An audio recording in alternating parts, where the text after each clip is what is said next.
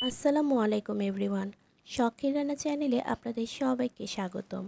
নতুন আরও একটি রেসিপি নিয়ে হাজির হয়ে গেলাম। চাউমিন মূলত একটি চাইনিজ খাবার, তবে আমাদের দেশের মানুষের কাছেও এর বেশ জনপ্রিয়তা রয়েছে। আজকে তৈরি করে দেখাবো চিকেন চাউমিন রেসিপি। তো চলুন শুরুতে জেনে নেই কী কী উপকরণ লাগছে চিকেন চাউমিন তৈরি করতে। এখানে আমি 3 রকমের ক্যাপসিকাম নিয়েছি আর নিয়েছি গাজর। সবুজ ক্যাপসিকাম নিয়েছি 1 কাপ। সবগুলো সবজিকে আমি জুলিয়ান কাট করে কেটে নিয়েছি। গাজর নিয়েছি 1 কাপ।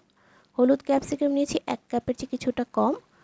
লাল ক্যাপসিকামও নিয়েছি 1 কাপের চেয়ে কিছুটা কম। পেঁয়াজ কুচি নিয়েছি 1 কাপ। চিকেন নিয়েছি 1 কাপ, ছোট ছোট পিস করে কেটে নিয়েছি। রসুন কুচি নিয়েছি 2 টেবিল চামচ, কাঁচামরিচ 1 টেবিল চামচ, চিলি ফ্লেক্স 1 টেবিল চামচ, আর tomato sauce, soya sauce, vinegar নিয়েছি 2 টেবিল চামচ, ওয়েস্টার সস নিয়েছি 1 টেবিল চামচ, সামান্য লেবুর রস আর 2টা ডিম। আর লাগছে রান্নার তেল। আর আজ আমি চাউমিন রান্না করব এই নুডলস দিয়ে। আমি বাজার থেকে এরকম একটা চাইনিজ নুডলস এনে নিয়েছি। আপনারা যে কোনো স্টিক বা এগ নুডলস দিয়ে রান্না করতে পারেন। একটি পাত্রে নিয়ে নিচ্ছি 2টি মুরগির ডিম।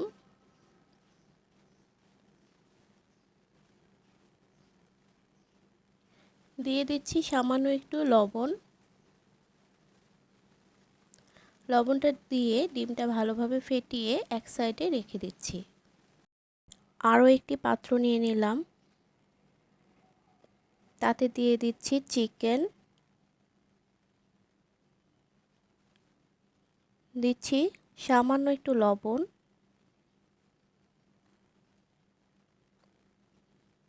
সামান্য একটু সয়া সস,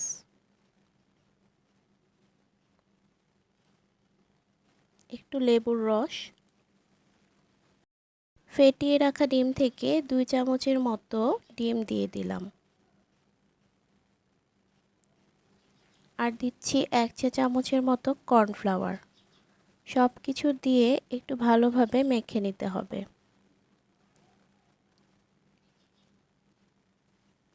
আর দিয়ে দিচ্ছি সামান্য একটু কালো গোলমরিচের গুঁড়া। আপনারা চাইলে এখানে একটু শুকনো মরিচের গুঁড়াও দিতে পারেন, তাহলে কালারটা একটু ভালো দেখাবে। এটাকেও রেখে দিলাম এক সাইডে। এখন যাচ্ছি সস তৈরির প্রিপারেশনে। একটি বাটিতে দিয়ে দিলাম 2 টেবিল চামচ টমেটো সস, দিচ্ছি 2 টেবিল চামচ সয়া সস, 1 টেবিল চামচ ওয়েস্টার সস, আর 2 টেবিল চামচ হোয়াইট ভিনেগার। আর দিয়ে দিচ্ছি হাফ টেবিল চামচ চিলি ফ্লেক্স। সব কিছু দিয়ে ভালোভাবে নেড়ে চেড়ে রেখে দিব এক সাইডে। এখন চলে যাচ্ছি মূল রান্নায়। একটি পাত্রে পর্যাপ্ত পরিমাণ পানি বসিয়ে দিয়েছি। পানিটা ফুটে উঠলে তাতে দিয়ে দিচ্ছি সামান্য একটু লবণ আর সামান্য একটু তেল। একটু নেড়ে দিচ্ছি।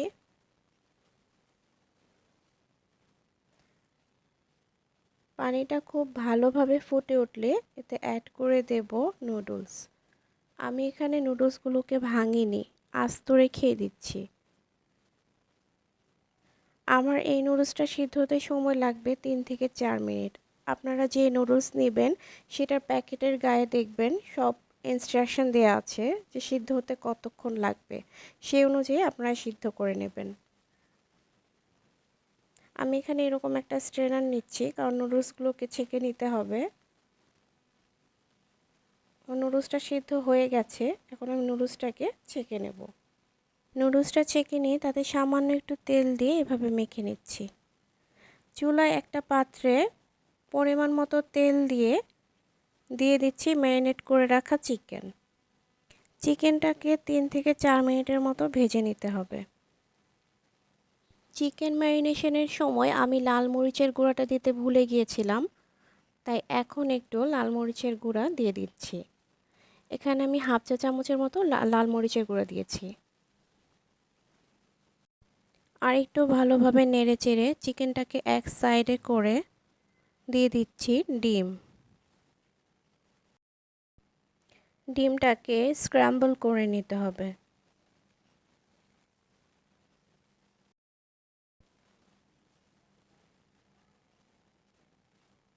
এখন মাঝখানে একটু জায়গা করে দিয়ে দিচ্ছি রসুন কুচি।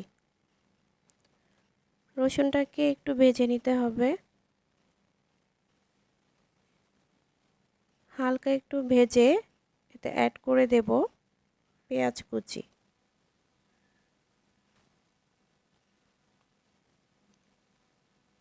পেঁয়াজটা একটু নরম করে ভেজে নেব। অ্যাড করে দিচ্ছি লবণ। লবণটা একটু বুঝে দিতে হবে কারণ সবগুলো সসেই লবণ আছে। এখন অ্যাড করে দিব গাজর।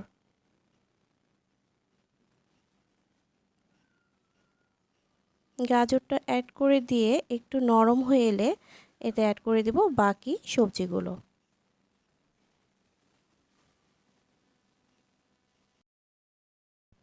ক্যাপসিকামগুলো দিয়ে একটু উল্টে পাল্টে নেড়েচেড়ে দিতে হবে।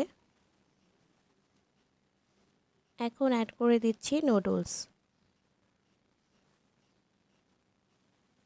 আরও দিয়ে দিচ্ছি সে তৈরি করে রাখা সস।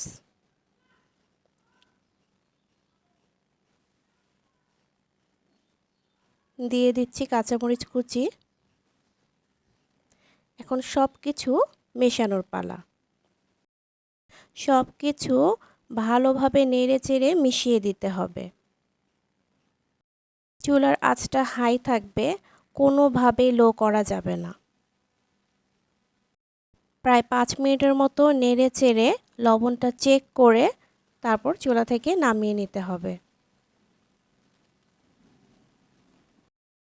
চাউমিন তৈরির প্রিপারেশনটাই একটু সময়ের ব্যাপার। রান্না কিন্তু খুব অল্প সময়ে হয়ে যায়। আমার চাউমিন প্রায় হয়ে এসেছে। এখন একটা সার্ভিং ডিশে তুলে দেখিয়ে দিচ্ছি। এই যে চাউমিন রেডি। দেখার সৌন্দর্যের জন্য উপর থেকে কিছুটা চিলি ফ্লেক্স আর একটু সাদা তিল দিয়ে দিচ্ছি। তৈরি হয়ে গেল রেস্টুরেন্ট স্টাইলের চিকেন চাউমিন। আমার আজকের রেসিপিটি যদি আপনাদের ভালো লেগে থাকে তাহলে ভিডিওতে একটা লাইক দেবেন এবং চ্যানেলটি সাবস্ক্রাইব করে পাশে থাকবেন। আর যারা আমার ভিউয়ার্স আছেন এবং যারা আমার চ্যানেলটি সাবস্ক্রাইব করেছেন তাদেরকে জানাই অসংখ্য ধন্যবাদ। ইনশাল্লাহ আবারও হাজির হব নতুন কোনো ভিডিও নিয়ে। সে পর্যন্ত সবাই ভালো থাকবেন। আল্লাহ হাফেজ।